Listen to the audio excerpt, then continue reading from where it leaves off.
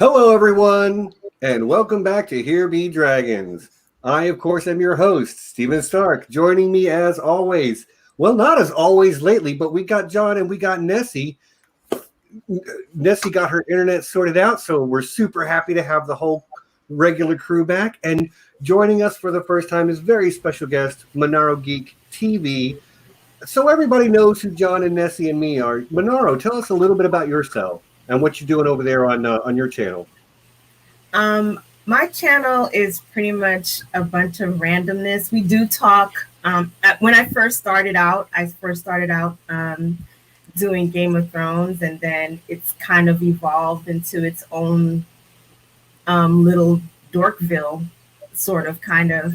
And so I pretty much like talk about whatever like floats my boat, and I'm usually on with the Mad Queens, which is Alicia Kingston, which we affectionately called AK, T Baby, and Lady Diligence, also known as Mike Wilding. And sometimes we have other people on. So it's just a bunch of randomness, and it's just a little geek world that I'm so glad I was able to create in order to talk about stuff that just, floats my fancy. And I'm so glad that other people are like into it and were able to come and join me in that.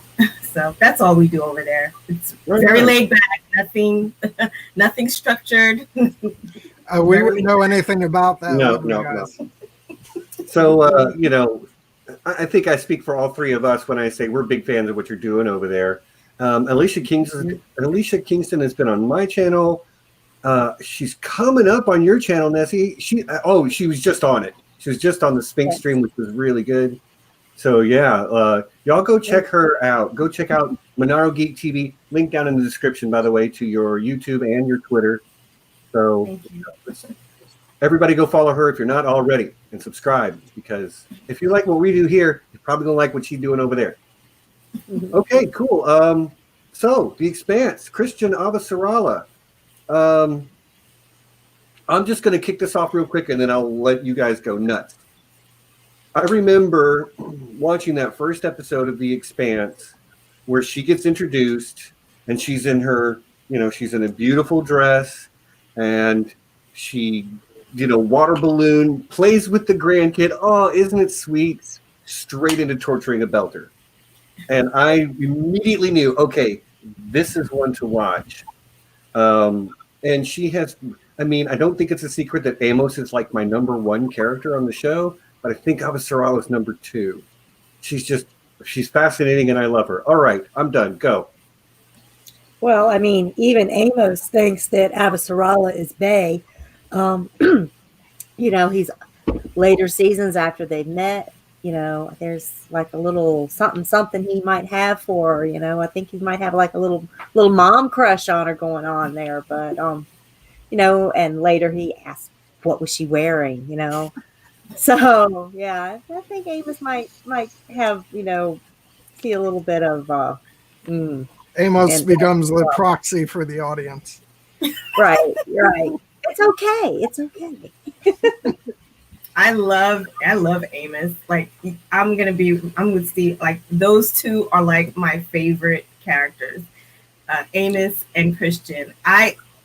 When Chrisjen first came on scene, and first of all, I am in love with her wardrobe as it is. Like her wardrobe is what draws me to her even more so. I don't even want to say even more so, but I'm like really into like clothes. That's just one of my guilty pleasures.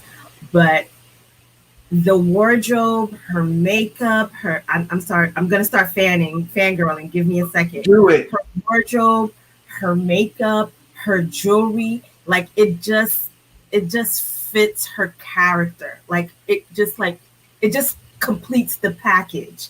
Like when you're looking at her when they're torturing that belter and she's in her, it's like she's like looking really regal. And just a moment before she was playing with her grandson. Just a moment before. She looks like the sweet grandmother who's just like playing with her grandson. And then the next minute she has like this stone cold face watching this Belter get tortured, and it's like, oh my god, it's so beautiful to watch. Okay, fangirl moment over. Well, I hope you got more of that in you, because we got 2 hours to go. But it's funny, Stephen, because you mentioned your initial reaction to her, but I think I mentioned this before. My initial reaction was not positive, because I was sort of leaning into usual tropes that you see in different shows, not necessarily just science fiction shows, but just you see this older woman of power, and oftentimes they can be played up as the quote unquote evil queen type. Yeah, and the fact that we see her just up front doing this thing that seems horrible, absolutely horrible, it invites certain assumptions about her. But what's been so amazing is, as that first season unfolded, and the rest of the show, and peeling back the layers of her character, I mean, you just can't help but love her, even as she does questionable things, which even carries through to season 4. She makes decisions where you're like, but that's sort of makes you feel like, oh no, I'm I sympathize with the character who does things that I actually don't agree with. Right. If they were going on in the real world, but that's the power of television and film, and so I love her, and getting that sort of fully fleshed out character is just wonderful, and it really calls you on your assumptions when you form that initial idea of a person. Yeah, this is for my bae, Avasarala, because she is a queen, and she is the queen of the Expanse. She has more layers in her character than she has layers in her outfits. And every time you peel back the next, you just find something new and exciting and deep, about her. Her we learn her motivations, we learn how she has such patriotism and love for Earth, because her family has been in power for many generations, and she's lost her father, to conflict with Mars. She lost her son in altercation out with in the belt. So she's, her family has suffered. She particularly has suffered a lot of loss before we even get to know her or know anything about her. So peeling back those layers, we find why she has maybe so much animosity toward that Belter, that, she has such, she's still grieving and has so anger about the death of her son, and she has no way of expressing it. So this, kind of comes out as she's dealing with this so-called terrorists, the type of people that killed her son. So that's one of the first things we learn about her in season 1. One of the big secrets is she had a son who was lost. Right. Which particularly comes out well in, I think it's episode 5, where she meets with Holden's mother on their farm, and they're exchanging grief with each other, and that just really grounds her again in another way. So the one thing that I particularly appreciated about her character, and I guess it's one of those things where we as the audience, we get certain insights that the other characters don't get, and we get to see the inner thoughts. Like, whether you're reading a book or you're watching a show, you get to see the inner thoughts or the behind the scenes of a particular character, that humanizes them in comparison to when they are playing against the other characters, right? And for Avasarala, she is a woman that has suffered, but she also has to present a particular a face, right? Because she's taking actions on the greater, when you look at them individual, when you look at it isolated, in isolated, I don't know what the right word we could say, but isolated, it looks really bad. But a lot of times our leaders sometimes do bad things for what they call the greater cause, right? Yeah. And on the outside, it looks really, really bad. But would you change your mind if you found out why a bad thing was done? Would it change your mind about the act, right? The fact that she was torturing someone to gain information to get information because of what the Belter had or what they were transporting, right? It was something that was going to harm, Earth. But when you're just exposed to this, you're like, why is she doing this to somebody? That's like a really bad thing to do. But as the story goes on and as the episodes go on, we get to learn more and more about some of the inner workings and what's going on. So when we look back to that first scene, was it really a bad thing? Do we judge her as a bad person doing a bad thing if the result of what she was doing was for the greater good? So she has a lot of those moments as the season goes on and as we get to learn more and more about her. And again, it's always this tug and pull of her softer side in comparison to the side that she has to present when she is in a room having to make life or death decisions that affect a greater population, despite whatever her personal feelings are. And I like the multi-layered facets of her character in that way. I'm sorry, Nessie, go ahead. No, go ahead, Stephen.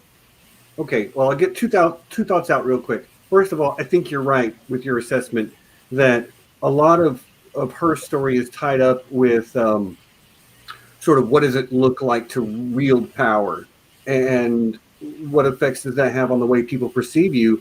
But I also think that a huge part of her story, and I think it became very clear with her season 4 arc, is about her controlling the way people perceive her and how you can't always do that. And when it gets away from her in season 4, it's her low point in her story.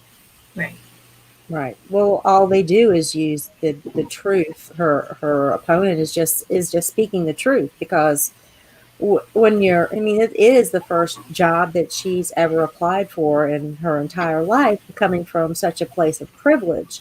And she comes from a family of privilege. Power has always been in the halls of power. She was groomed from a child to be in that type of a position. So she has the burden of that history on her, but she also has the privilege that it has opened doors for her that very, very few people in the society would have access to.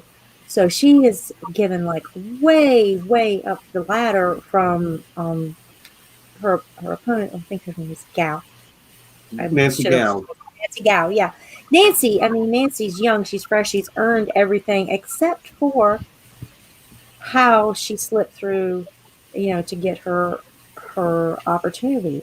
And right. Is someone opening the door for Avasarala any worse than someone giving up their opportunity so another person can take it? And that's how it flips on her, because they're all speaking the truth. They're all saying, well, this is how we got here. But it just it's not such a good look when the tables are turned on her. So she kind of gets outplayed at her own game, which was change the rules and we're going to play the game my way. But she got outplayed in that game because she wasn't actually playing that game. She was playing the control the narrative, control the perception game, as opposed to like let's make Nancy Gal look. I mean, like her tactics are let's make Nancy Gal look bad. Let's remind everybody about arrows instead of like debating the actual. Like the merits of her position. Right. Yeah. But I think in the beginning, I don't think she was really looking to play the game that way. Like she thought that she was going to win based on her merits, right? Because just previously in the previous season, when everything had gone down with what was his name?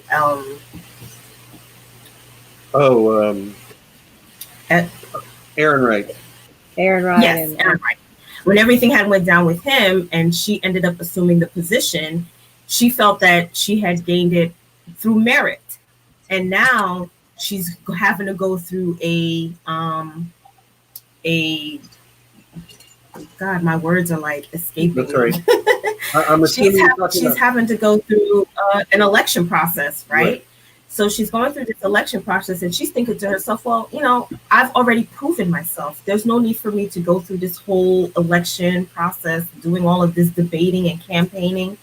And then her husband is telling her, well, you have to do this because this is, you have to you have to give the people a reason why you should stay on. And she says, well, my record speaks for itself. I shouldn't have to do all of this. This is all just, to me, it's just all unnecessary. This is just all pomp and circumstance. And then she comes to the realization, okay, now I really do have to play this game. And then what she does is, instead of playing the game the way that her campaign managers and all these other people are telling her to play it, she circumvents it and plays it her way. Because, and when I saw that, it took me back to the first episode when she had that conversation where the guy was telling her how, her father had, I can't remember the story, but how she ended up winning some sort of a competition that her father had laid out. And then he tells her that he doesn't want to play with her because of the tactics that she always likes to use to win. And so that is the mindset that she comes from. So she's like, okay, so now I have to play a game. So now if I'm going to play this game, I'm going to play it to win. To the point where she has this conversation with her husband, and her husband's like, you used our son's death she goes, well, you told me to play this game. You don't get to tell me how to play it. You're the one that encouraged me to play this game. You don't get to tell me how to play it. And so that speaks volume to how she approaches things. Like, she's a person, she doesn't really like to play games, but if she's going to have to play it, she's going to play it to win. And in this particular circumstance, it didn't work out for her to, she had a leeway, but then it didn't turn out the way that she had expected it. And so she had to admit defeat and then just bow out as gracefully as she could. So I'm going to peel back the curtain for everybody. We discussed at the very beginning what the format was, and I'm like, I would try to go front to back, but if you got something, just bring it up. I'm glad we jumped right to the end of season 4. That's some good stuff going on, though, and it's definitely worthy of being talked about. John, we haven't heard from you in a bit. You got something you want to throw in on this topic yet? Yeah, probably because I haven't watched season 4 in a little bit. But yeah, and that's what I was talking about tactics that I wouldn't agree with in the real world, what she does with using her son for that. And it doesn't work out for her. So I'm not really sure what the lesson in that is.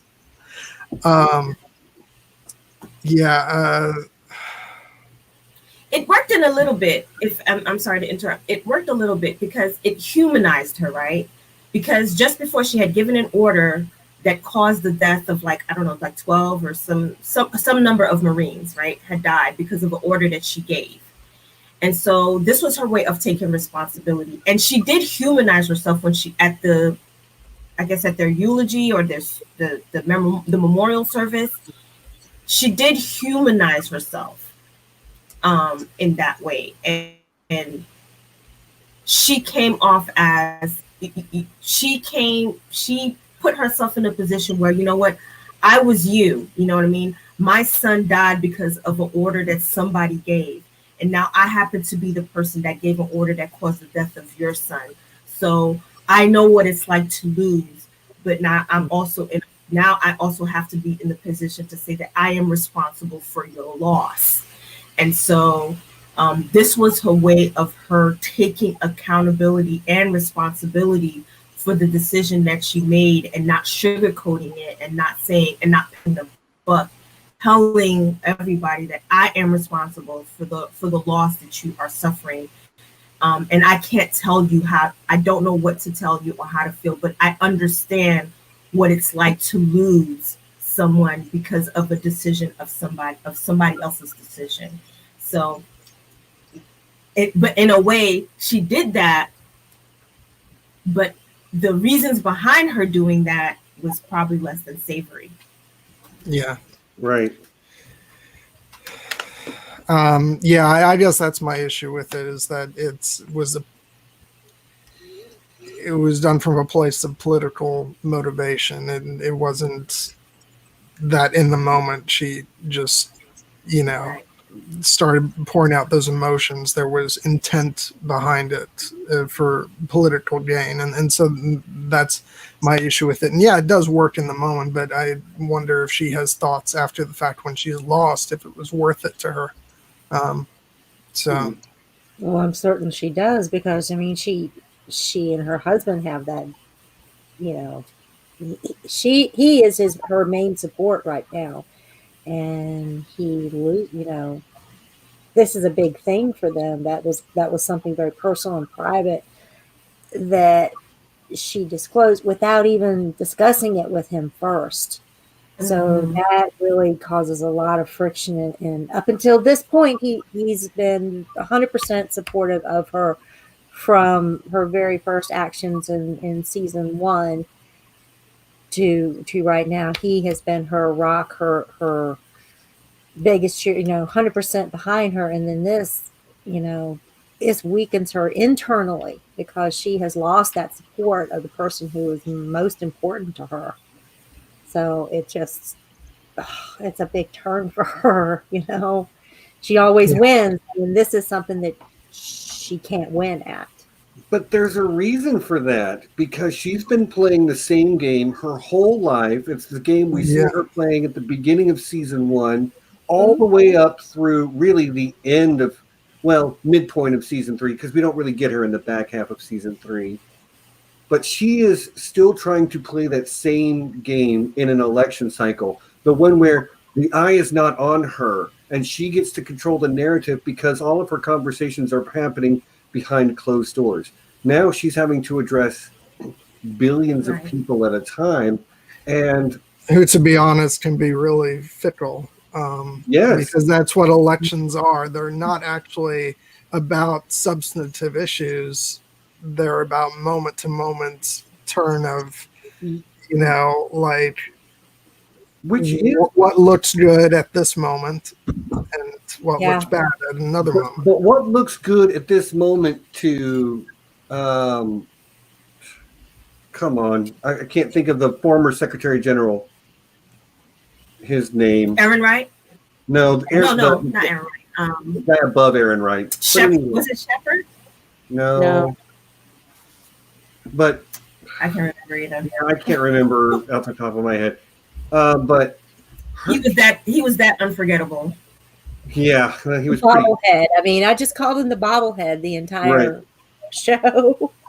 But she had to convince him before, and as you say, he's a bobblehead, and Aaron Wright says it best. He just regurgitates the last thing he heard. So that was who she had to convince before. And okay, I've got it. Esteban Sorrento Gillis. Yeah, I was like quickly searching my notes. But she's not playing the same game when she's got to convince an electorate to put her in office. Something she's literally never done before. Nancy Gao says that she's a political appointee. She has never run for office. She has never been duly elected. And she's always played a game where she was not the face. She was very behind the scenes. So I really feel like she's out of her element and probably is not the best person for this job because she's too pig-headed to meet someone halfway. Well, she admits it herself. She admits it herself that, when she first started doing that, when she first got the position, it wasn't about her. She wasn't really looking to have any power. She liked being behind the scenes, but then when it became about her having to go run through an election, she realized that she didn't want to lose the power. I guess she finally admits that to herself, and it took her losing it, which I think she needed to lose in order to reset, right? For her to understand what it was really all about. You know what I mean? Yeah. And I really love the speech that she gave, the parting words that she gave to Nancy Gao as she gets ready to step away, and then Nancy Gao is not going to step in, because I believe when season 5 comes, there's Nancy Gao is going to have some real challenges, and she's gonna and I'm sure she's going to reach back to Chrisjen for help and guidance. Yeah, see, Chrisjen has always been, like Stephen said, the power behind the throne, not the face, not the spokesperson, because Lord knows you spend a conversation with her where she isn't dropping the F-bomb 3 or 4 times. She's not really the most diplomatic, hail fellow well-met kind of person, the ingratiating type of person that, you just instantly fall in love with. You have to really, her friends like her because they've known her for so long. They know her personality. But when she's in a more diplomatic position, that's not really where she shines the best. So being that person behind the throne or behind the power, and just having somebody else as the face, somebody who really gets along, then she has a plausible deniability. B, she doesn't really, she faces consequences of her actions, but it's not like, public humiliation or what have you. It's more private. Like when she felt so much guilt over the death of, one of her childhood friends, because she, in effect, used him for her own political means. She suffered that personal guilt, but it wasn't something that thousands and thousands of people had to die over her misstep. Fortunately, it didn't go to war, and they were able to avert war for a while based on that information. But the personal sacrifice of her friendship right there was, that is one of my favorite lines. Right there from Aaron Wright. Oh yeah, the one. Yes. Yeah, to me, Chrisjen is the type of person you want in the war room, but not at the press conference. Right. She and Aaron Wright were like the two power, whichever, there was kind of the internal battle of which one, the like the devil and the angel sitting on the bobblehead's head, and they had to kind of like make sure he didn't listen to the wrong thing, get the wrong information that they were feeding to him, so that, he could basically do what they tell him to do. So she was very politically, but she had a lot of savvy, and she was very astute to what was going on. Like she paid attention to her spidey senses, right? Yes. Like if her spidey senses were tingling, she paid attention. Like if something wasn't right, she paid attention, and then she started putting things in motion to investigate what it is that her spidey senses were tingling about. Oh yeah, she was like this spider sitting in the middle of this web of intrigue all around her, and when like a little something on the web over here was making noise, and then over here, and then starting to connect all the patterns together, that's when she's really doing her thing. So finally getting, instead of depending on other people for this information, is when she kind of like really hits her stride, when she has no one else she can trust. She has to go out. She has to leave Earth, the center of her little web, to go out into the unknown where she's never been before. She absolutely hates it. But that's when I think she really hits her stride there in season 3. The season 3. Yeah. Yeah. Was the first half of season 3. Yeah. Yeah. So I love that we just basically were like, screw it, we're going to start with season 4. Because I actually really like her arc in season 4 because she's so built up to be so, like, basically almost an irresistible force. You can't stop her no matter what you do. But I like that she got, as you say, Manaro, humanized by a lot of what went down, not just by the speech that she made about her son, but like watching her fail and watching her struggle to come to terms with her failure and watching her, you know, try to find some grace, like through that letter that she left to Nancy Gow. So I really think season 4 might have been the best season for her, Right. just because it sets. But okay, so I've been looking at, because when I started watching The Expanse, I knew it was a 9-book series, 8 so far, 9th one coming out. And my brain is very analytical. I'm like, well, that must mean the first 3 seasons are Act 1 of this story. And then the first season is Act 1 of those first 3 seasons. And you know, her character throughout all of season 1 is very well established as to who she is, what she's about, the links to which she will go to achieve her ends, you know, her morality, her ethics, or, you know, which is questionable at sometimes. And then season 2 comes along and just flips that whole thing on its head. And I would assume, having not read the books, that we're going to see a lot more of that. I feel like season 4 did that for a lot of characters. It started flipping them on their head, especially characters who don't live on the Rocinante necessarily. But like you see that with Drummer, you see that with Ashford, you see that with Bobby, and Chrisjen is no exception. I wonder if the one question I ask is, can a woman really, can you be a woman of power and still be seen as soft? And I looked at the dynamic of her relationship with her husband throughout season 1 up to season 4, and how he's pretty much always taken like the back, you know, he was like the back seat and allowed her to you know, just thrive in her element, right? Because I guess with him, she can just show her soft, vulnerable side, which she is not able to show when she's out there in the CO, you know, in the war room, and when she's out here dealing with, you know, other politicians and, you know, other envoys and stuff like that. She's unable to show that. So her husband is kind of like her safety net.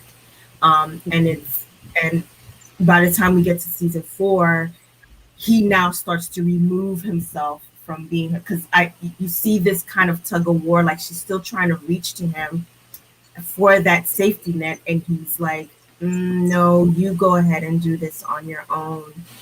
So can you really still be a woman that wields power and still be seen as soft, and still be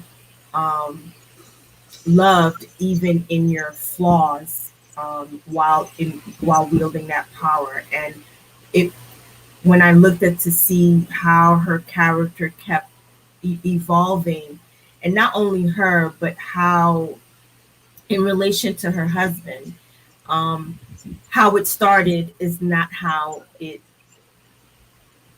ended. You know what I mean? It like he was all in for her in the beginning, and then by the end he kind of like just faded, like stage left. You know what I mean? And so now it seems like she's lost it. He never had to be a part of her political world up until the point where she is the Secretary General, and he has become first gentleman of the earth. He was pulled out of his little academic world and placed on the world stage, and it's not a place where he never signed up for that. He's always been his, the family person.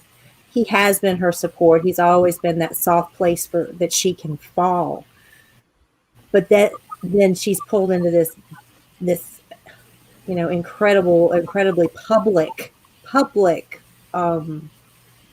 situation, and like you say, he pulls away from it. It's not what he wanted. He could sit by her side at a dinner party on Mars and make small talk, but then when you're on the news feed every day, and you're what it does to be famous to most couples in the world today, that type of scrutiny has got to be wearing on their relationship. It wasn't, he was never asked. He was never asked about this. When she had to do something, oh, we're saving the earth, we have to do, I've got to do this job, I've got to do it. He's like, go for it, do what you have to do. But your work is your work, and your home is your home. And now that's not the same thing. Yeah. I'm just going to take this quick time out. People showing a lot of love to Manaro in the chat right now. Thank you. Yeah, I really enjoy. You're very insightful. Like you're moving up the list of return guests very quickly. I got to say. Oh, thank you. Well, I mean, she's coming on my channel in a couple of days. So. I know. We'll talk about that here in about 20 minutes. But yeah, so I'm definitely enjoying this. John and I are men, so our lens is different, and like the things that we think about it is different. Which is why I'm really happy that we have two ladies with us today who can really be insightful about that sort of dynamic of a woman in power, because she is not a traditionally feminine woman in that character. I mean, Shura Agdashlu, who I'm sure I just butchered your name, and I apologize. I know you're watching, but I did my best. I have it on good authority that she actually watches. Yeah, she watches every week. I know she does. But she is my mother's age, and she can still get it. And she is a very traditionally feminine woman. Avasarala is not. I mean, I'm not going to step on Nessie's stream from a few days from now, but like she always looks fantastic. But she is sort of like, she is not demure. She is not submissive. She is not genteel. She will tell you the exact method to use to go have sex with yourself when she is ready to tell you to go F yourself. Exactly what position to use, what pace, all of that stuff. She will leave no doubt. Like some of her speeches, like there's that Hellfire and Brimstone speech where she's talking to Aaron Wright about trying to get Jules Pierre Mao to come in. And she's talking about like burning everything down and like leaving them hunted across the galaxy. And I'm like, That is not very ladylike, but damn, is she about as sexy as she's ever been in that moment.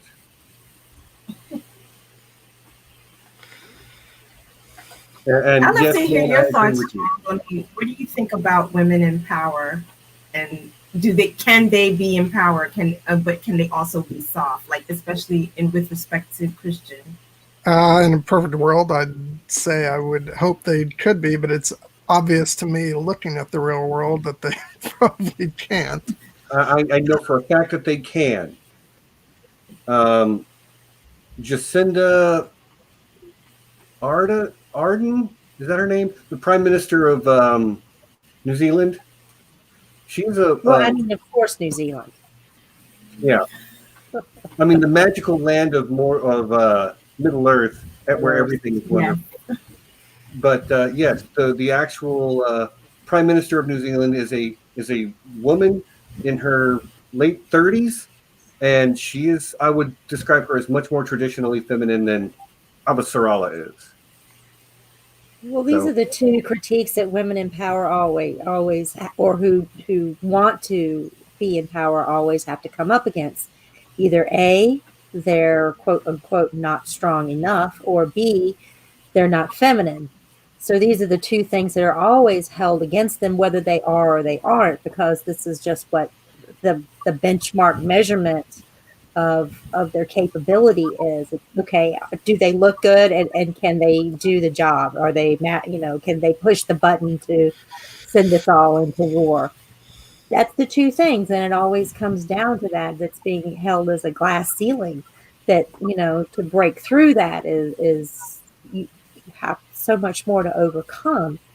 And her season 4 arc really, really, I hate to bring politics into this, but it does remind me quite a bit of, our last presidential election, where you had this woman who was, yeah, it had a lot of it had a lot of flavors that reminded me of our election. And here's a woman in power, or who wants to be in power, and the measuring stick that she was held up against were these types of critiques. Yeah. She's a nasty woman and she's not attractive. And I'm like, right. Yeah. And the fact that you saw a lot Avasarala in season 4 wearing a lot of pantsuits, I thought, well, that's a different look for her. And then I thought, oh, well, who is she mirroring? I want to actually hop on to what Anna says right there, because I think the larger problem is the fact that we sort of demand that leadership positions, people in leadership positions, be very masculine, because everybody has this, it's sort of this large mindset of, we have to be tough. Right. And Absolutely. And the fact that that's seen as, is the province of the masculine is a problem, because you can be soft and also command respect and be assertive and all that stuff. It's sort of one of my pet peeves about what men are called on to be. I don't think I personally, fit that mold. I think anybody who's watched my channel can see that, because at least half of my streams have probably been, period romances. And so I'm not exactly at one with that notion of, sort of hyper masculinity and all that. I do think it's bullshit, the way that we prioritize. John, you just got demonetized. It's not the first time. If it will be glad. So yeah, it's ridiculous. It really is. Thanks, Jess. So yeah, I really don't know what to say other than I think it's. I won't try to demonetize this again, but basically what I just said is BS. Yeah. Don't do that again, or I will kick the shit out of you, asshole. All right. Now that I'm done trolling my boyfriend, let's move forward. Well, I will just say that this sort of it's all right out there in the open for the last election, where even I would argue that Hillary had to present this front of not being soft, just to get us, to win the popular vote, which she did. Yeah. Can't say that enough. And yet there were still enough people who voted for the man baby, because there were people who need this manly image of, a leader, which, if that's sorry, I'm getting a little more, Yeah. political. I'm going to steer the ship away from that iceberg. But it is, that's why that it's happens. I think we can recognize the parallels. Yeah, it's part of that overall sort of sickness of, focus on, hypermasculinity. But even her opponent, Nancy Gao, which I thought was a great way to sort of neutralize a lot of side politics by making them both women, both non-white. And I appreciated that. But she is not a very sort of she's a very strong, outspoken, willing to get in your face and willing to clap back at you. I actually loved Nancy Gao as a character. Whether or not I agreed with her politics, I thought she was really interesting, given that she didn't, I think she appeared a couple of times before season 4. I think so. I think she was in the situation room. Yeah, in the situation, she may have been in the situation. I could be wrong about that, but at any rate, I really enjoyed her as a character, and of course, she really exists as a function of the plot, so Chrisjen has someone to bounce off of. But the Expanse is what it is, and they gave that character depth and personality of her own, and I really appreciated that. But a lot of the things you can say about Avasarala that we have said, you could also say about Nancy Gao, which I think, here's the thing, the writers are 2 men. I'm sure the writer's room for the television show has women in it, but the dynamics of power and, especially sort of traditional political power is a male-dominated enterprise.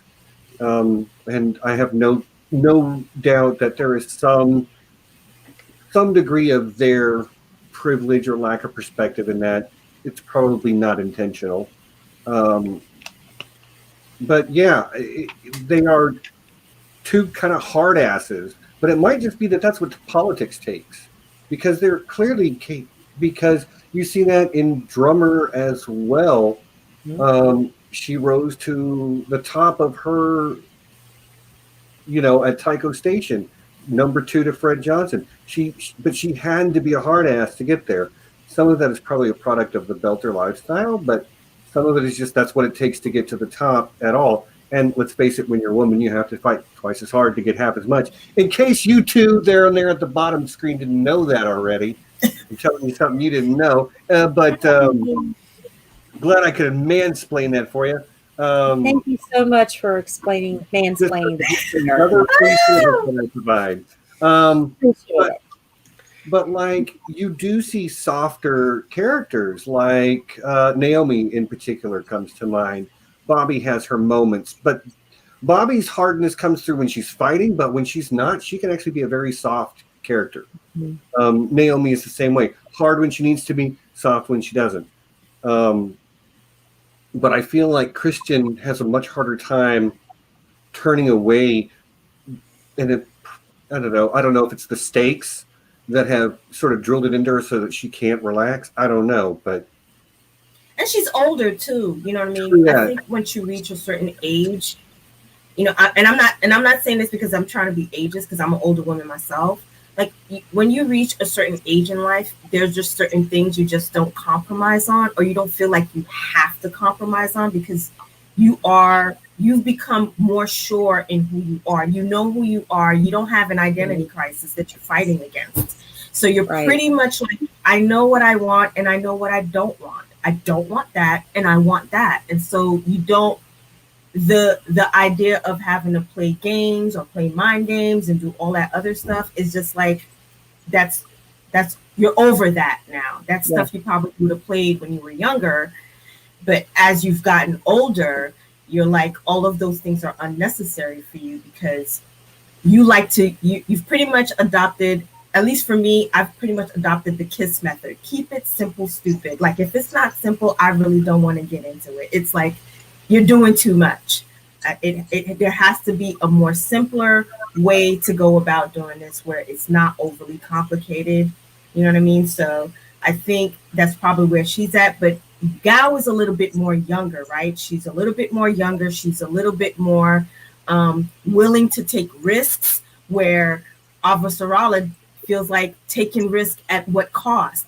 But, she has a more pessimistic, more, a older person's okay, let's not let's not get into all of this because it's a more safer bet. Yeah, you may not realize it, but Manaro, my mom comes to every stream every week. She's one of the biggest fans of the channel. And she is, in fact, the same age as the actress who plays Chrisjen. I looked it up today, and they're both 68 years old. Yep. And 68 Miss years doesn't young. put up with the BS either, does she? No, No. she probably doesn't. Actually, she puts up with a lot of BS for me, but like, if you're going to hang out with me, you have no choice. Because you're still a baby. In general, it's just you're at an age where you've had all the drama you want in your entire life, because it's just you're over that part. You want to be in an established relationship if possible, or you want your life to be established where everything is comfortable around you. You know what to you don't have to want to worry about whether you want to be in your comfort zone. I want to be in my pajamas with a glass of wine as soon as possible at the end of the day, So yeah, just doing away with all of those silly things. You prioritize your time. You prioritize what you want to do. You don't spend time on things you really don't want to do. I want to be live streaming on YouTube on Sundays with my friends. So I set aside time to do that. It's what I want in my life. And I'm sure Avasarala or any other woman of age, that's what they want to do because they're tired of conceding time to take a little time for themselves and conceding that they have to spend all of their time for others. It's okay to be a little selfish. I'm selfish quite a lot, as I've found. Like, I tell my family, like, my phone goes on Do Not Disturb at 7:30 every day, like at 7:30. If it's not an emergency, I probably won't answer it. Unless we had already had we've already discussed before that we were going to be in touch or in contact after 7:30. Otherwise, when it goes on Do Not Disturb, that's exactly what that means. Do not disturb. It goes off of Do Not Disturb probably around 7:30 in the morning, right? Because I get up early, I do my workouts, I like to do my little morning routine, and then I like to settle in, meditate before I have to deal with the world. And then at 7:30, my phone goes off of Do Not Disturb. So yeah, those are things that when you give so much of your time when you were younger, like you could be all over the place, right? And you're still functioning. You come to find as you get older, you need to kind of like funnel things down a little bit. You need to just like slow things down and understand that, hey, you need that me time. And I think, but I like the dynamic, bring it back to Nancy Gow and Avasarala. Nancy Gow is younger, right? She's ushering a new age, right? Because now that there's space exploration, now that all of these holes have opened, right? Yep, she's young and willing to take space exploration. We want to get out there and see what's going on. And Avasarala's like, you don't even know what's out there. You don't even know. Let's do some recon first. Like, they both have good points, right? But Nancy, I think a lot of people are on the camp of Nancy Gow is that, hey, let's go see what's out there. We won't ever know until we actually go out there and see what's up. And the fact that the Belters went out there and established their own little place, is like, okay, well, if they can do it, why can't we? Yeah. Right. And Avasarala has the benefit having been, in the Situation Room when the Eros incident was going down. The average Earth person really had no idea. I mean, what was actually going on, that it spelled, I mean, if the protomolecule landed on Earth, that was it. Even if you survived the impact, the protomolecule was going to take over and it was going to eat the Earth. And I mean, literally, that's what it was going to do. It's going to consume every living thing on the planet.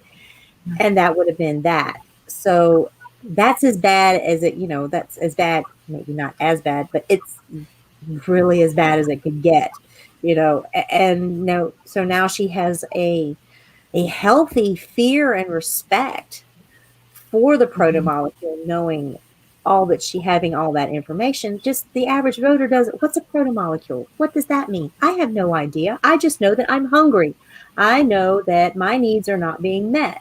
I know I have no opportunity. And if this is something that could potentially take off so much of the surplus population of the planet that is crushing it to death, why not? Win-win. Yeah, but what does this remind me of? Real world politics around like global warming, where you have this thing that's a massive issue that people should be concerned about, but they don't know about it personally, so they're more concerned with their sort of day-to-day prosperity. So just because they don't know about it doesn't mean that's the correct position. So I mean, yeah, it'll be really interesting for me to see next season what they do with regard to how Nancy Dow actually does in that position of power, and what's the fallout from the decision she's going to make. Or because my thinking would be that the predictable route would be, because we love Avasarala, that she's going to be proven right, and all this bad stuff is going to happen. Or are they going to take a more nuanced view and continue to show that there's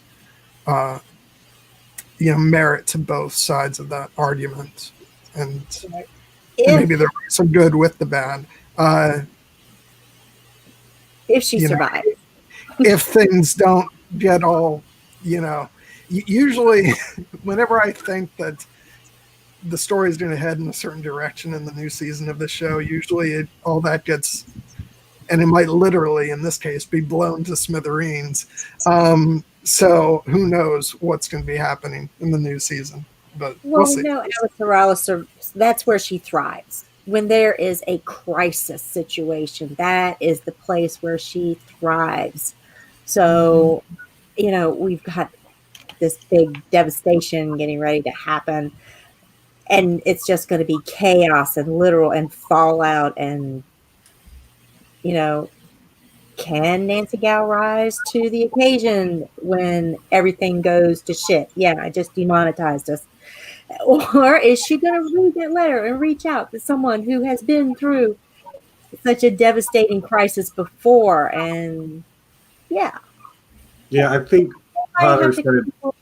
Little terms there. I think Potter said it best when he said something like, "If you don't demonetize an Avasarala stream, you're not doing it right."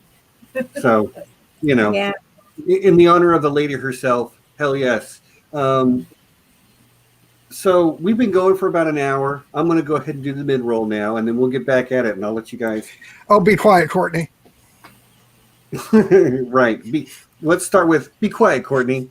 Also, please like the video or the live stream. It helps us get noticed. And subscribe if you haven't. And go to subscribe to everybody's channels.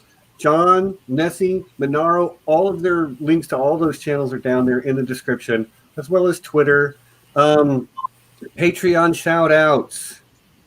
Shout out to our top-tier High Council patrons, Lord John Bronsteen the Wise, Sir Maura Lee of Starfall, and Sixto Sounds, Keeper of the Golden Axe. And, of course, the original patron. We love you, Sean. I haven't seen you in the chat today, but ridiculous Ed Tollett. I hope everything's going well. Sometimes he's working up until about the halfway mark. So, thanks to all the patrons. Manaro, what do you got coming up on your channel? This Tuesday, I think, what am I doing? I know I'm going to be doing going over a review of the novella of James Holden. Okay. I I believe I'm doing that on the 10th. That would be tomorrow. Yeah, I think I'm doing that tomorrow. I'm doing a review of James Holden, the little novella. I think they have like little novellas for the Expanse main books. And so I read all the novellas, and so I'm gonna go ahead and I want to do each one. So I started off with James Holden. It's a cute little graphic novel. It's not really a hard read, and it's really interesting. It's a really interesting snapshot of what James Holden was doing before he became a crew member on the Canterbury. We get insight on what John Holt. Is it on the 11th? I don't know. I just don't be remembering when I put stuff out. Given what I know about Leaf, she's probably right. She keeps the calendar of the official calendar. Yeah. Oh, okay. Yeah, okay. Then you are probably right, lady. I am Miss Underhill. I don't remember. I just know that I have it up, and usually I put things on my phone, and I get like a reminder that lets me know that I'm supposed to be somewhere. So yeah, I don't expect that it'll be long. So I'm doing that, and then probably I'm currently watching The Old Guard on Netflix. And then I'll probably watch an Umbrella Academy. So I'll be doing a review of those two items coming up soon on my channel. And the last thing that I've got is I'm working on a super huge, I made it a super huge project. I wanted to do a video on Sansa and Arya. It's about Sansa and Arya. I can't wait. I can't wait for that. What was meant to be like a really small thing ended up taking a life of its own. So that it's probably the way that all of my notes are looking is probably be either a 2 or 3 part series. And I probably won't have that out probably for another couple of months because I have to get all of my handwritten notes onto the computer and typed out and have it look pretty before I can put that stuff out. And I'm starting manga. I'm going to be talking about, I have like a whole bunch of other geeky stuff that I'm doing, but that's what I've got coming up. Sorry, I took some time. All right. So you got a lot going on over there. Sounds fantastic. John, do you have something coming up this week or is it next week? Okay, so here's the thing. There's a little scheduling snafu, but I'll get to that in a second. I wanted to take this opportunity just on the off chance that some new people are watching this week or who may not be familiar with my channel to actually say what I do. I have my own channel called John Webster Film, and just like the title suggests, I talk about movies because Steven had asked me to join this channel, and I was just doing that for a while each week, and then I started to realize that I wanted to talk about stuff that didn't necessarily fit under the umbrella of Here Be Dragons. Kind of started with a desire to do a stream or two on the HBO series Rome, which both Nessie and I actually did on my channel. And I've also just talked about a lot of other stuff like Blade Runner 2049, Gladiator, and I said before I have a penchant for talking about period romances, so you'll find discussions of Carol, Pride and Prejudice, Little Women, and we just did A Knight's Tale last week. That was so good. And and I've been fortunate to have a wide range of wonderful guests: Shapes of Thrones, Sandrixian, Emmett from Nauticast,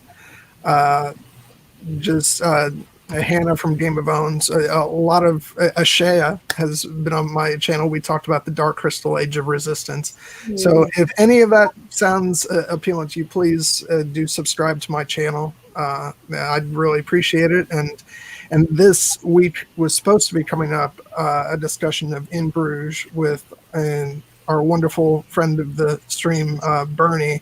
Unfortunately, there's been a scheduling snafu, so now it's going to be next week on Thursday the 20th, and that's at 2:00 p.m. Eastern. Sorry for the delay, guys. First, I said it was going to be 3 weeks, and I said, nope, 2 weeks, and now it's back to 3 weeks. So, sorry. My heart cannot handle this emotional roller coaster. I know.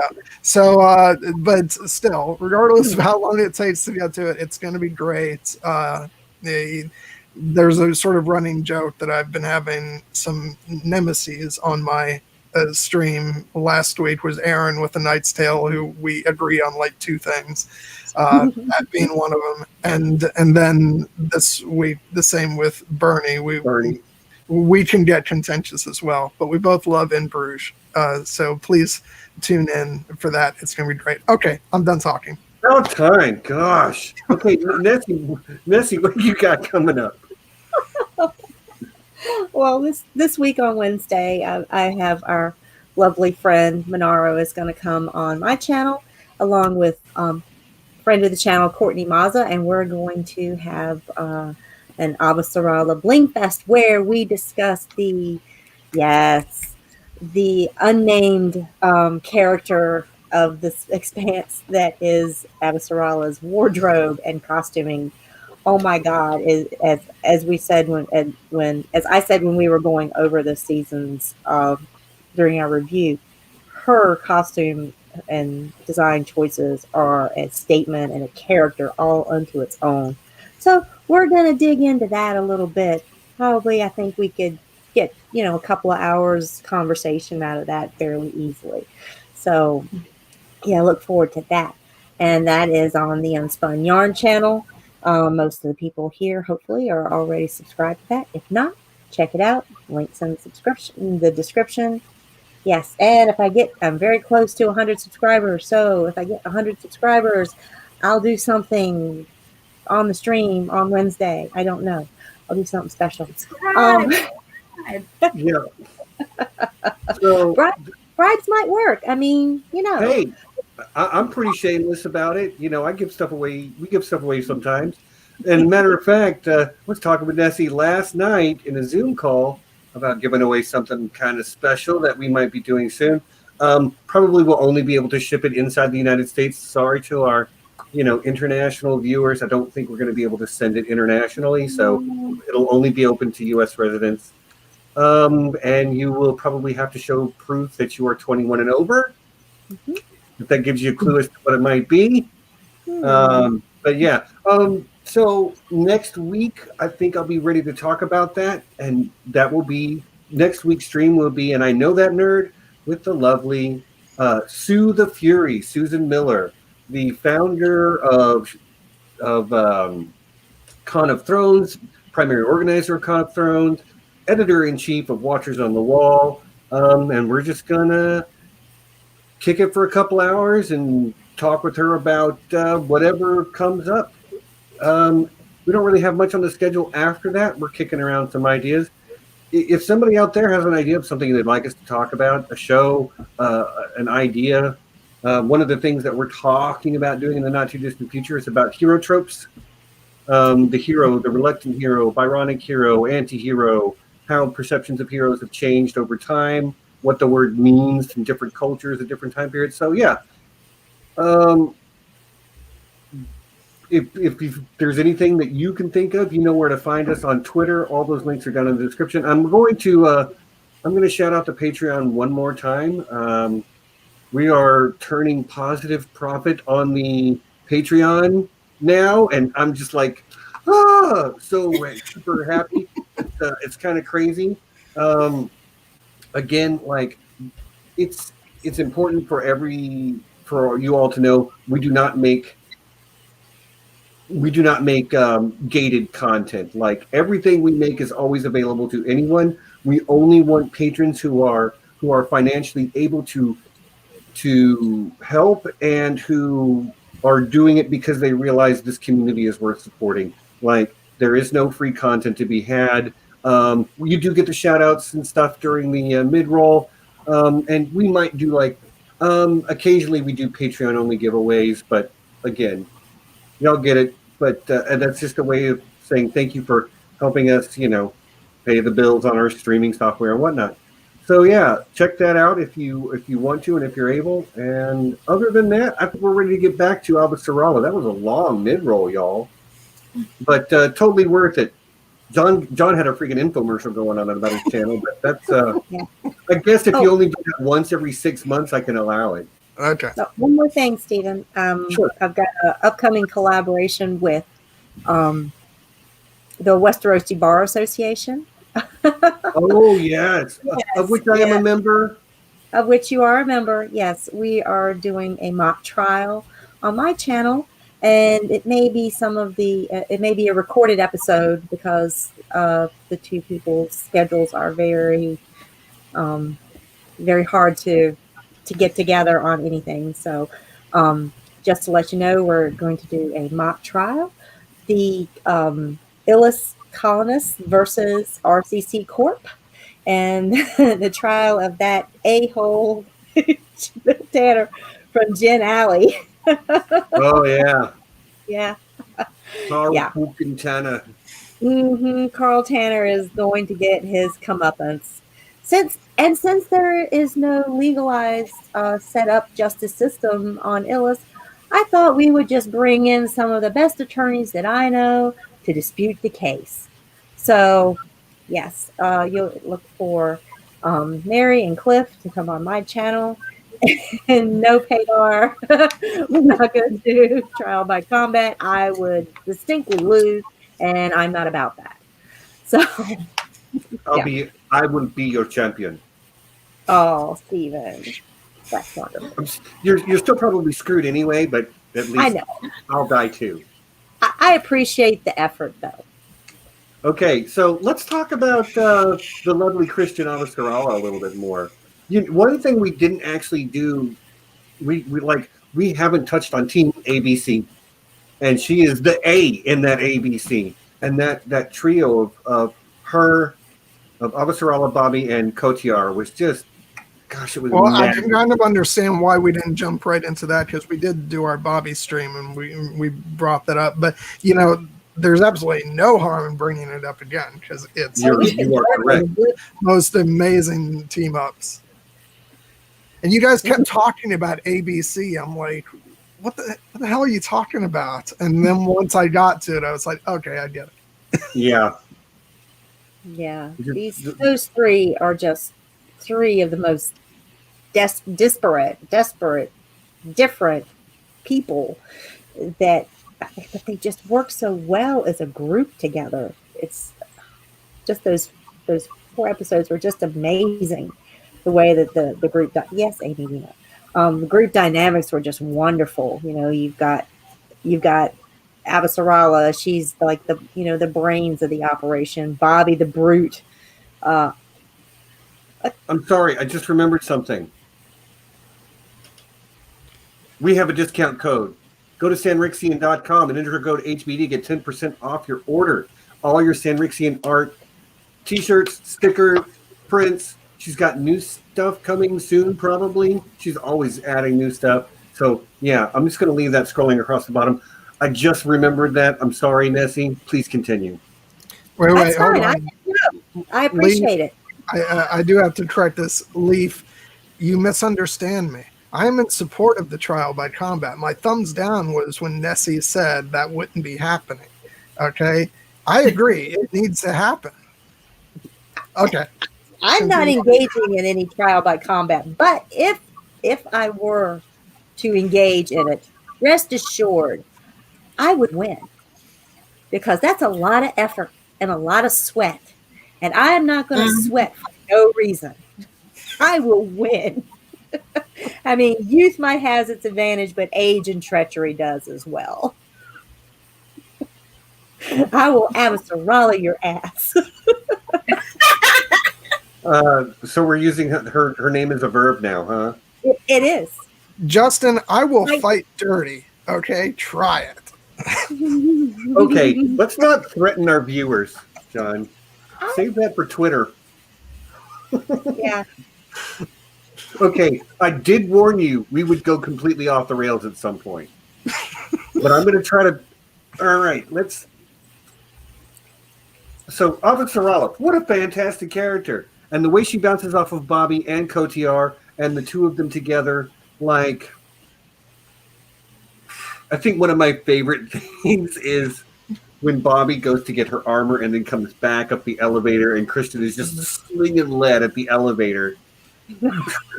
Well done, madam. And then Kotiar reaches over to take the gun from her, and she's already like, it's not already not in her head. Just that's beautiful character work for all of them, and kudos to all those actors to be able to be in such a high tension situation, but yet still make us want to kind of laugh at that moment. Good solid work. Mm-hmm. Well, and I mentioned this on the Bobby stream. One of my favorite moments of that set of episodes is when they first arrive on the ship, and Bobby is just so into like all the snacks and stuff because it's she's never had any of that, and so it's just such an innocent cute funny moment, but then she's going to turn around and get her suit of armor just a little bit later and take everybody out. It's just, I love that juxtaposition. Yeah, I love the way that like when they were packing everything up to send it up, send her belongings, send everybody's belongings up to the ship. It was packed and labeled. Bobby's armor was labeled ball gowns, just like, Avasarala, part of Avasarala's wardrobe. It's just ball gowns going up there. So, I mean, like, you're on a ship. How many dresses do you think you're going to need? How many ball gowns do you feel like? I guess if she wants to wear one, she can. But, you gotta be ready for any occasion. Yeah, an outfit for every occasion. And one of them just happens to be power armor. It's a proper accessory, But it was I just thought that was really cool that, Bobby's armor was labeled as ball gowns to go up to the Guanjin, along with Avasarala's extensive wardrobe. So, she's not gonna get caught flipping. If anything, she's gonna look good for any occasion. For any occasion, she's gonna look snatched. Okay, and it was Bobby just shoving those little cucumber sandwiches in was just like a delight for her, and Avasarala was just like, it's just no big thing. That just really yeah, but favorite line. Sorry, Steven, we're demonetized, and you're not going to stop me when Jules Pierre Mao is saying all the niceties, and she's just like, just get to the fucking point. Yeah, exactly. Just cut through all of this BS and get to why you called me up here. There was a reason you got me out of my office, got me off of Earth. What was so important that I had to come all the way up here to see you, and what you have to offer? Yeah. I mean, and that was a really huge risk for her because she's leaving her entire power base behind. She is powerful when she's on Earth. She is protected. She's part of this team, part of the government. And she left all of that behind and just brought her, her away team, if you would, with her, the two people in the entire planet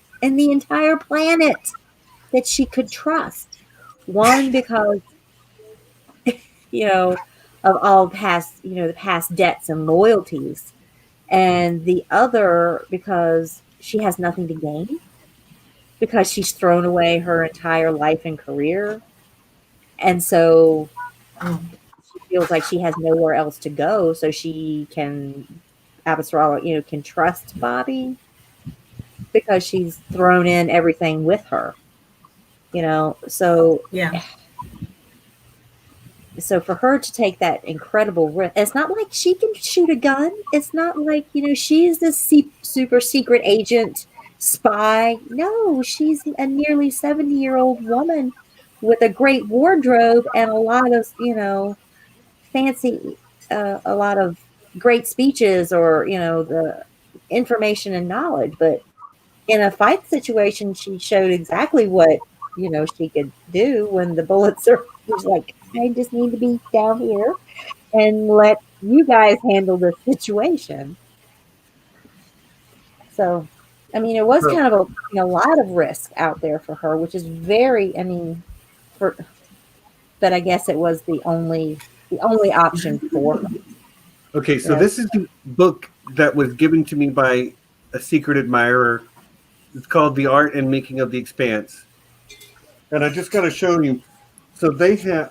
I'm not going to be on the Avasarala stream on Nessie's channel this week, mainly because I lack the vocabulary to properly describe, wardrobe and whatnot. But this dress right here, with That's the my black one, with the high collar and this gold brocade, and it's kind of a pantsuit as well. This look is. That's the one, my friend. That is the one. It is fantastic. Damn it, Steven, you took my favorite. You should use that as your thumbnail. I will as soon as somebody gets it done. I'm I sorry. really liked her look. What are you talking about? The Yes, outfit when she went to go see John Holden's mom. I really liked that whole Red Riding Hood thing that she had going on. Like all that red, it looked like blood red on all that snow when she was getting ready to go see his mom. I absolutely was. Oh yeah, that was a power move right there. That was a power move. Yeah, I believe Nessie said she really liked that one too. It's just it's been used so many times. I'm just gonna leave that hanging up there for a second. I'm gonna hide my She is face. wearing it. She is wearing that. I'm sorry. Right, She is wearing that. every inch of it. She looks so good. Anyway, Justin, it is available on Amazon. How would I know that? I don't know. But if I can find the link real quick, I'll go ahead and post it for you. yeah, that'd be awesome, John, if you could find it. Because I believe I have it, I believe Nessie has it, and I believe John has it. It's great. It's great. That's It just showed up at my house. But yeah, so like that's my favorite Chrisjen look. But she's such a striking figure. That high collar, that very dark black, that very bright gold. Oh, she's so good. All right. Yeah. So I'm going to try to leave all other talk about wardrobe for you to do, Nessie. It's so hard not to bring it up. I know. And you guys, I really appreciate that you're just kind of letting me have the meat and potatoes on that one. But it is so hard not to separate her from this phenomenal wardrobe. But there is a few scenes along the way where you see her we see her in season 4 in her pajamas. When she's lost the election, she's there alone in the dark and she's just wearing this, like you and I, we've had a bad day. We want to get out of the suit. We want to take off, we want to take off the trappings, get the bra off, grab a glass of wine and just kick back on, and relax and just kind of get in your happy zone, get in your peaceful zone. And that's where we see, and that's one of the most vulnerable scenes that we have with her, where she's just taken her makeup off. She's taken all of the trappings of power off. She's divested herself of everything that says Chrisjen Avasarala. It's just her in this simple white pajamas and a glass of wine. And that's it. And she's just reflecting over everything that has happened. And it's a beautiful scene. It's a very real scene. It's very resonant because it's a whole different side of what she normally shows in this character. But they don't let us enjoy it too much because then she gets this message from Bobby and then she goes, bad fucking timing. They don't let her rest in it too long. And it's great that she got to hear from her friend in that moment. Yeah. She's she's feeling at the very bottom. And then out of the blue, she gets a call from like the one person maybe in the entire system that can understand what she's feeling, because Bobby went through all of this when she lost her identity as a Martian Marine, as Gunnery Sergeant Roberta Draper, and she, got broke down, and was Avasarala that brought her back. So, and having the reverse of that moment with Avasarala and Bobby, where she's just reaching out to her, and it's just chef's kiss, just to kind of bring it all around to that relationship, all the way back around to a circle. Yeah.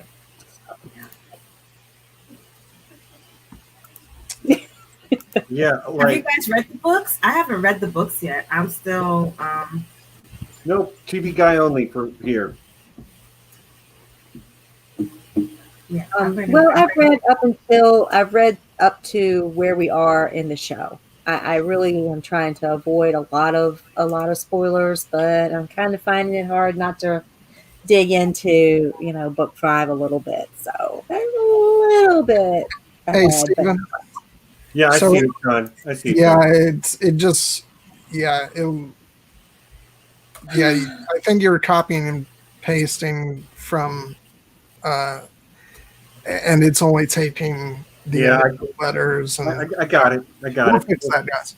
Fix it after the stream. Yeah, apparently some of the links in our description are broken, but we'll fix that after the stream. But Manaros are fine, right? Just John and mine. Should be. You know what? I might as well try and one of the mods just make sure that at least Manaro's YouTube link is working. Oh, thank you. That would be great. Yeah, putting it up there. Well, you're the guest. They know us. We're here all the time. Yeah. Okay, cool. Thank you, Anna. Said Manaro's link works, and she just subscribed. So, yay! Oh, thank you so much. I appreciate it. Cool. And you are not wrong, Mom. To err is human. To really mess things up, we need a computer. Technology. Okay. All right, so we got about half an hour left. So make sure if there's something you want to talk about Chrisjen, go ahead and make sure we start moving that direction. And to those in the chat, if we've missed something about Chrisjen that we need to make sure we talk about, please make sure to bring it up. But yeah, Manaro, as our guest, I'm going to throw it to you first. Is there something that we haven't discussed yet? The one thing that I also wanted to bring up with respect to Avasarala is how she processed loss, right? Because we hear about the loss that she has had, but how she has processed it. Because we don't, at least for me, when I'm watching her on the show and she talks about her son and the loss of her son, she uses it as a way of, I don't know if it's meant to come off that way, but it almost seems that she uses the loss of her son as a way of manipulating people to get what she wants. Like when she gets, I forget his, I know it starts with a C, but I forget the thing. Like when Colonel Paul, she used the loss of her son as a way of manipulating him to come and work for her, right? To come and be her like Secret Service guy, right? Mm-hmm. She used the loss of her son as a political maneuver, as a way of gaining the upper hand in the election.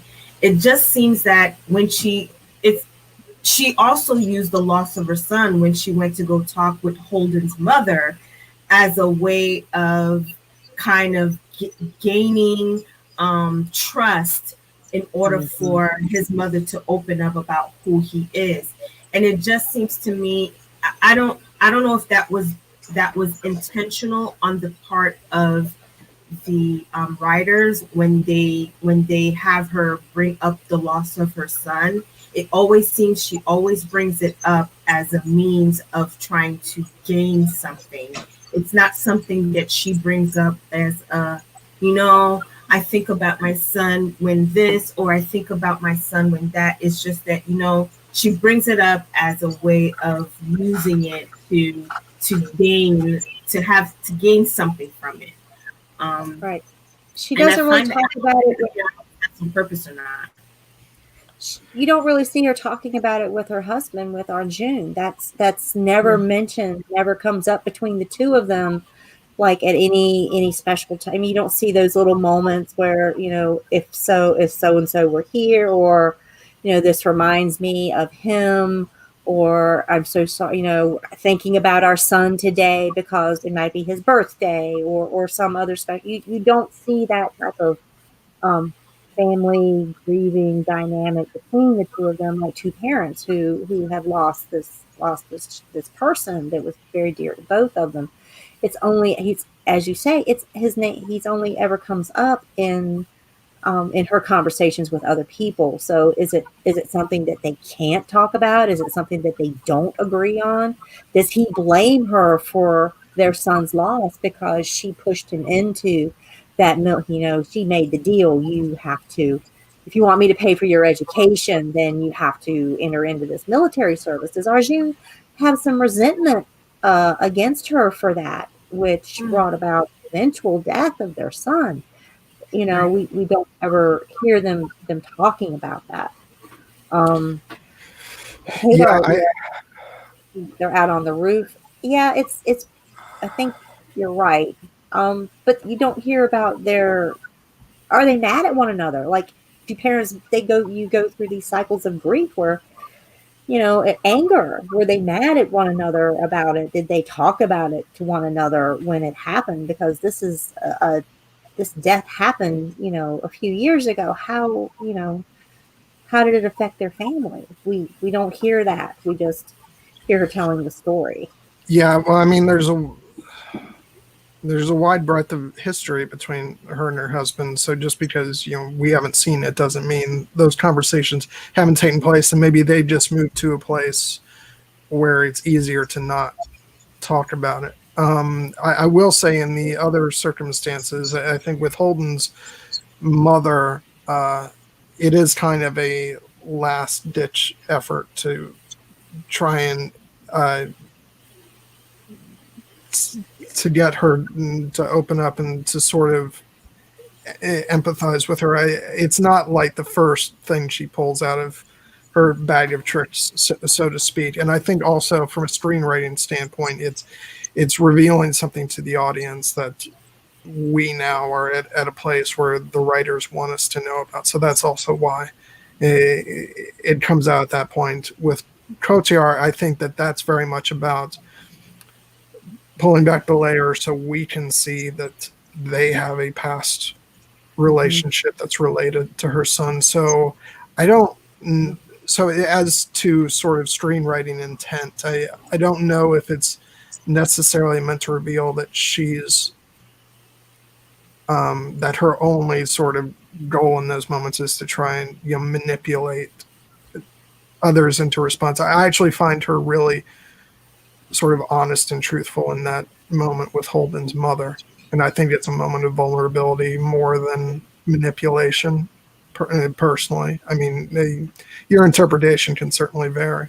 I think she was really doing both with Holden's mother and with the speech about the dead Marines.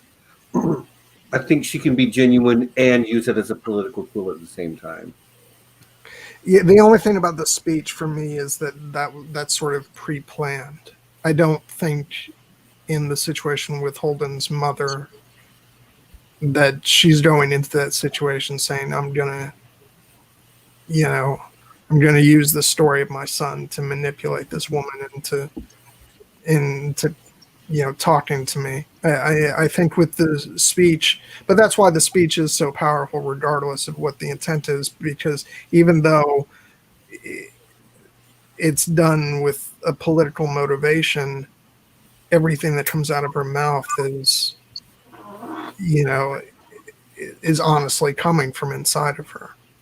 Well, So it's both kind of it both makes me feel kind of like, oh, that's not a great thing, but it's also honest. It's also coming from a true place.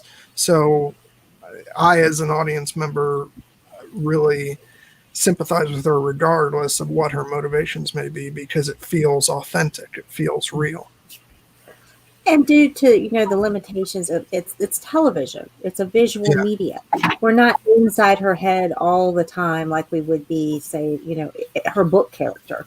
So getting, she has to have dialogue with someone else to have discussion about her feelings about her son's death. So it just may be the only way to actually, for her to talk about it is for her to talk about it. It's a rather common thing in film, and it really sort of depends on how gracefully it's done. But a lot of times you'll hear exposition between characters. In this case, it's character information, but a lot of times it can be exposition between characters who should already know said exposition. But if it's done artfully, you can get away with it. Right. Yeah, I mean, that's kind of like when she's talking with Cody R, because we don't know the backstory of what his relationship with her son was until they start talking about it, which they know what the relationship is. They know all, the past. They don't have to explain it, but in doing the conversation, it comes out, and it seems it's kind of organic, the way that they did that, and yet still giving us this information at the same time. Yeah, I think that specifically is meant to, I think from the writer's perspective, it's not about demonstrating her using a manipulation. That's really more about communicating to us that they have a history that's related to her son. Yeah. Well, Amy wanted us to make sure we talked a little bit more about her relationship with her husband Arjun, and maybe some of her relationship with Bobby as well. All I will say is that I found it kind of shocking when she got divorced and married a guy 18 years younger than her, who was much more handsome and who happened to have the same name as her ex-husband. That was a little bit weird. Well, I was going to say the political campaign really changed him. Yeah, it really did. But kind of for the better. He's taller. He's younger. He got quite a blow up. That's for sure.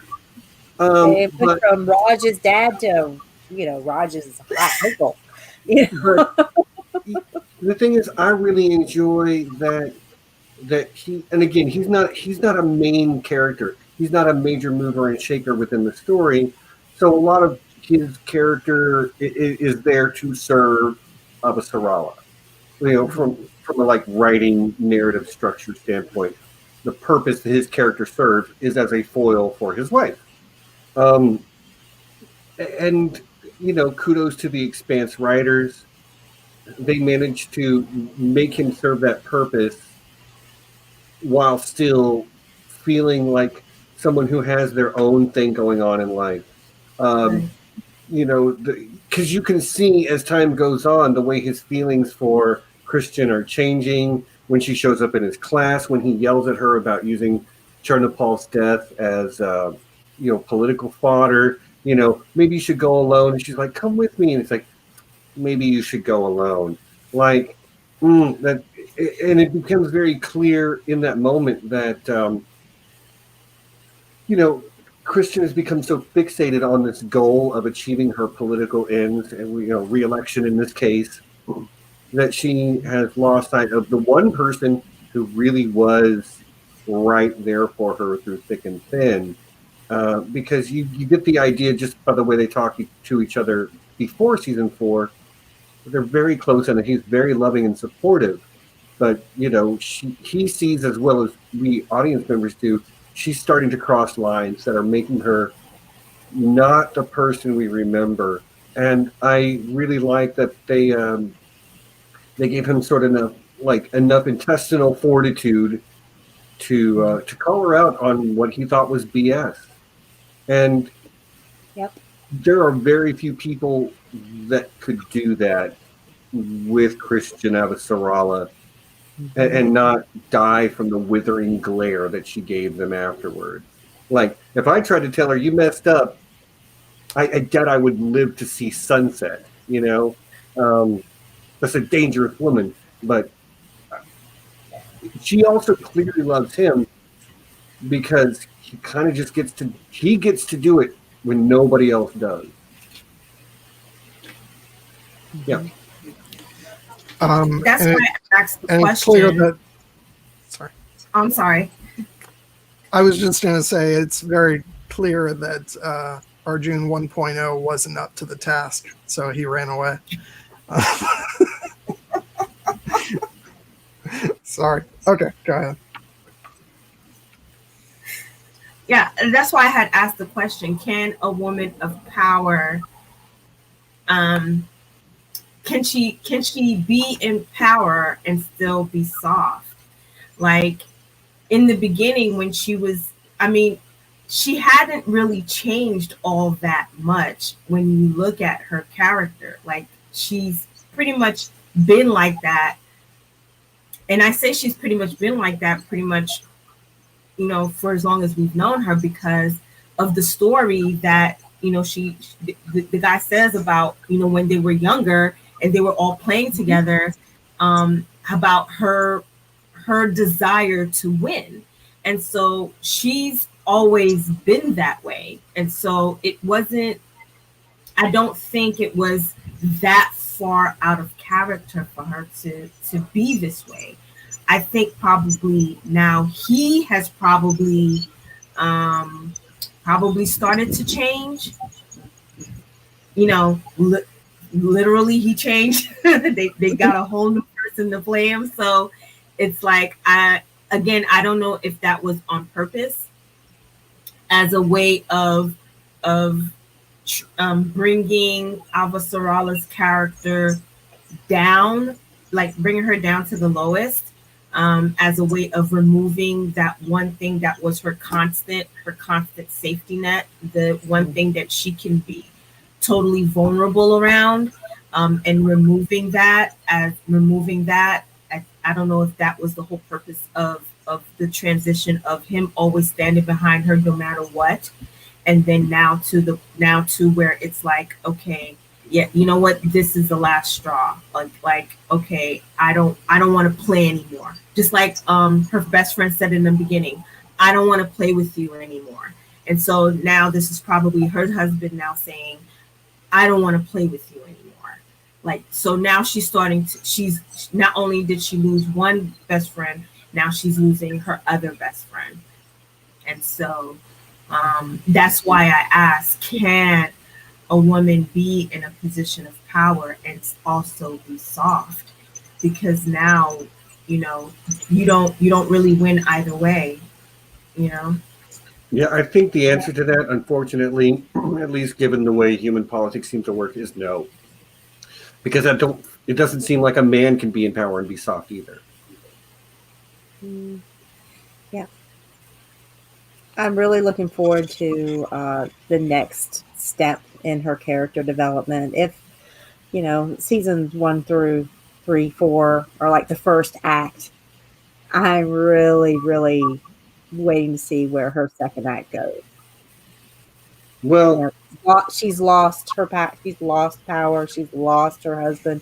She's kind of been brought down to she's still a person of, influence and affluence. So, she's not a nobody, but she's had all these, all of her masks pulled off, so to speak. She's not this political person anymore. She's not, she's lost, she's floundering her relationship with Arjun.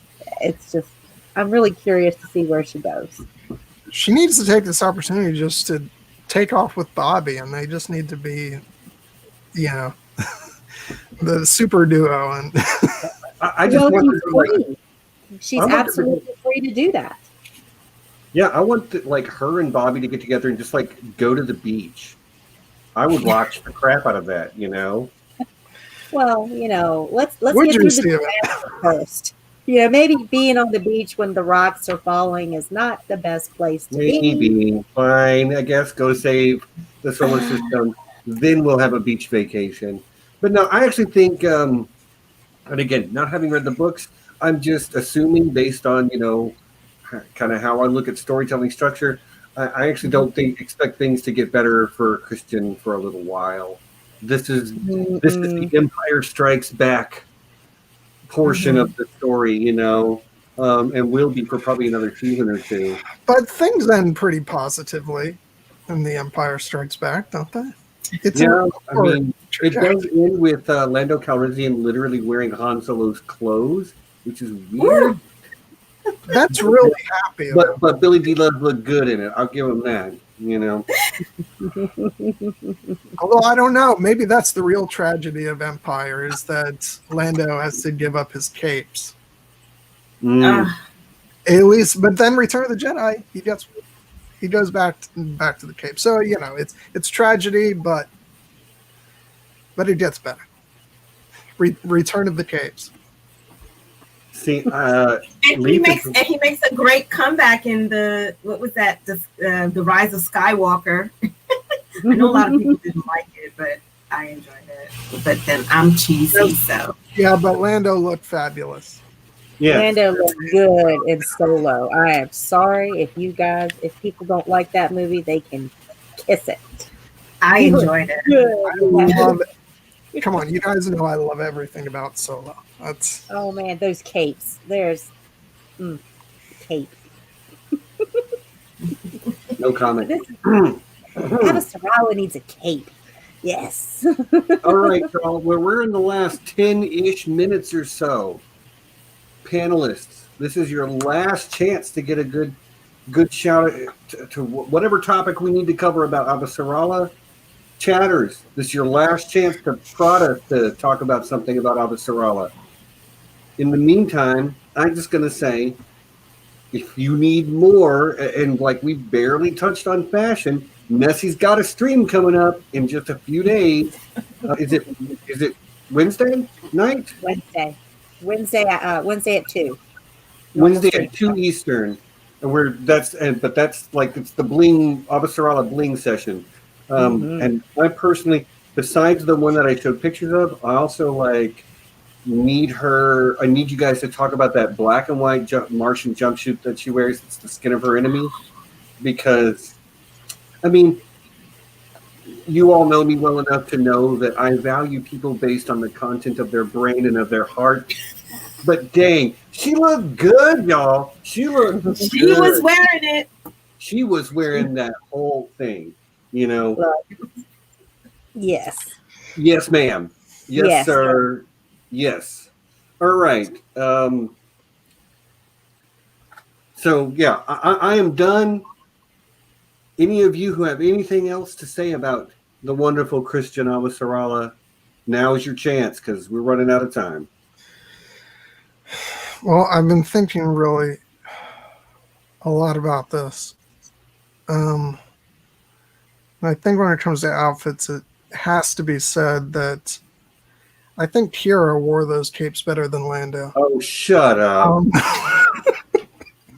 Get out of here. You really put a lot of thought into that. Sorry. I'm glad you're staying on brand tonight, John. Okay, good. All right. Apparently it's Julie's racing uniform, not Martian. At any rate, she wore that whole thing. Yeah. Oh, yeah. She just casually pulled that racerback uniform, flight suit out and said, I just don't have anything to wear. Which means in her mid-60s, she had the body of a 28-year-old. Oh, my God. But thank you for the correction there, Potter. Appreciate it. I don't care if it was a Jiffy Lube jumpsuit. It looked great. God, I see how that got misconstrued. Sorry, guys. I was actually talking about the character of Kira, played by Emilia Clarke. That was not me just going to my usual place. Okay, but natural mistake. Okay, let's move on. Somebody talk. Kira, not Kira. Yeah, Q-I apostrophe R-A. Yeah. There you go. Somehow Kira always shows up on the stream. Somehow. Yeah, there are people who are continuing to have doubts. Uh-huh. But that is fine. Okay, well, I don't see anybody bringing up anything we need to make sure to talk about, and you guys haven't said anything, so I mean, we're right up against 7 o'clock anyway. So one last time, I guess we'll just move to the end. One last chance, Chatters. One last chance. I do. Oh, Nessie got something? Yeah. I mean, we didn't really bring it up, but I do like those scenes where she's lying on the roof of her house. I mean, she has a house. That just speaks to her affluence. But just lying on the roof of her house, looking up at the stars, whether it's with sometimes by herself, sometimes with her grandson, sometimes with her husband. I really, really love those scenes because even though she's grounded, she's always looking out. She's looking out into the system. The big picture. To the big picture. And I think that just is the statement of her character right there. Even though she's very grounded on earth, she can get past her prejudices and look out and see the big picture and know that she has to give up her earth-centric, earth first philosophy and embrace all of humanity for everyone to survive. That is something that she has to overcome personally, but she advocates for the entire system to overcome and know that that's the only way that they're going to be able, that mankind is going to be able to survive as a species. And that seems to be the ever-present problem. Now that you mentioned that, I'm thinking back. Her character happens to be one of the only characters that they really do that. Like they always bring her back to that central point. And I don't know if, again, this might be the writer's way of kind of humanizing her and softening her a little bit in comparison to her no nonsense type of attitude and character trait that we see her bring most of the time. This is just their way of bringing her to say, you know what, she's not always like that. She's not always walking around cussing people out. She's not always going around threatening fire and brimstone on people. She does have this softer, womanly side to her. So they're trying to kind of, I guess I don't know if that's just their way of kind of balancing her character so that we just don't see her as just this one thing.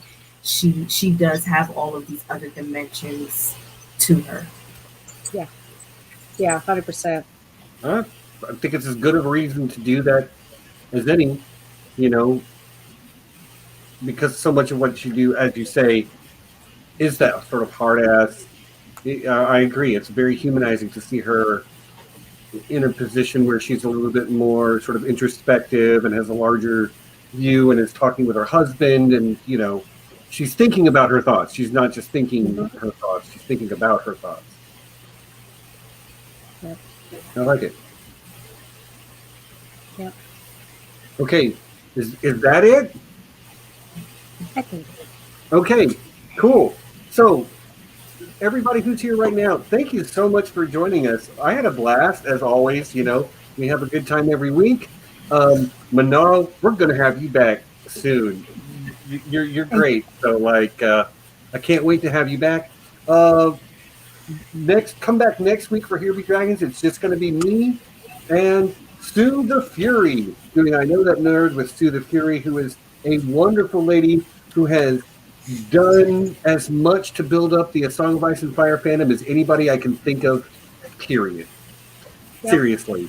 She deserves as much credit for me doing this today and knowing all of you as anybody I can think of. So yeah, super looking forward to that. John, you're skipping a week, but then you got In Bruges next week, right? Yep, with Burn. Nessie, Wednesday, 2 p.m. You've got the Avasarala Bling Fest, right? Yes, yes. And who's guesting on that? Oh, John's having Bernie for In Bruges, and who are you having on Wednesday, Nessie? I have ManaroGeek TV, who's going to be joining us with friend of the channel, Courtney Mazza, and we're going to just dive deep into the the delicious meal that is Avasarala's wardrobe and costuming. Speaking of Courtney Maza, there Thank she you. is. Thanks for stopping by, Girl. Courtney. We know we love you. And Manaro, you got a lot of stuff coming up. Yeah. I don't know your schedule as well as I know theirs. So just what do you got coming up? I'm going to be doing a short stream on the novella for John Holden, one of the Expanse Origins novellas. So I'm going to start with James Holden. I was about to say John. They kind of look alike, Jon Snow and James Holden, but that's like he is not going to go there. Snow in a lot of ways. The scruffy beard. We're not going to go there. But yeah, I'm going to be doing James Holden, and then probably doing some show reviews upcoming. Just subscribe to my channel, and then you'll see what I've got coming up. I'm kind of laid back, so thank you. Do it, and yeah. So Let thanks me to know when everyone. the next ginger ale chat's coming up. Let me know. Oh yes. I do plan on doing a ginger ale chat. I probably closer towards the end of the month. I haven't decided yet, but probably closer towards the end of the month. I will definitely let you know. Now, I just have to preface that ginger ale chats are very adult. So if that's not something that you are into or you find that you are not comfortable with, that may not be the chat for you, because it does get pretty wild, especially in the chat. But it's an opportunity for people to like let their hair down and just express themselves. They do go private after the chats are over, as a way of kind of protecting people's privacy and stuff, because there are some things that are discussed there, and you never know who's like lurking and searching to like see what and I don't want that, especially if people have like day jobs. I'm retired. I don't have a day job, so it's just I don't have anybody. I don't have a job to protect. But as a way of trying to protect everybody else who may have a day job, but this is just their opportunity to kind of let their hair down, and we just kick back and have some fun. You can bring, have your drink of choice. I drink ginger ale. It's called ginger ale chat because I drink ginger ale because I don't drink alcohol, and so I pretty much get hype off of ginger ale. So you might want to try smoking a little weed. That helps. Okay, but depending on the laws of your state. Okay, there, I said it. Orange juice is the real rough stuff. So yeah, lay off the orange juice. Be careful. You should see how it makes this Yahoo right here react. I'm on here with a bunch of OJ addict, and then you got the coffee guy over there. I mean, nothing but the hard stuff around here. Yep. All right, y'all. Well, thanks for coming. We made it all the way to 7. We had a good time doing it too. So thanks to all who showed up in the chat. I saw a lot of regulars in there today. We love you guys. John, Nessie, I look forward to seeing what you guys have coming up in the next couple of weeks. I'll probably talk to you before the day is over because we have a Slack group. And Manaro, think you've been invited to the Slack group at this point? It might be lost in your email folder somewhere. I know you had a lot of personal stuff going on some time ago, so maybe I just need to send you another invite. But thank you so much. And thank you for having me. I really appreciate it. This was so much fun. I appreciate it.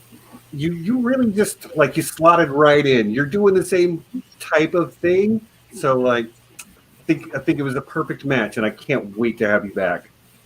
But with that being said, I think it's time to sign off. So you know what it is, everyone. Peace, and be excellent to each other.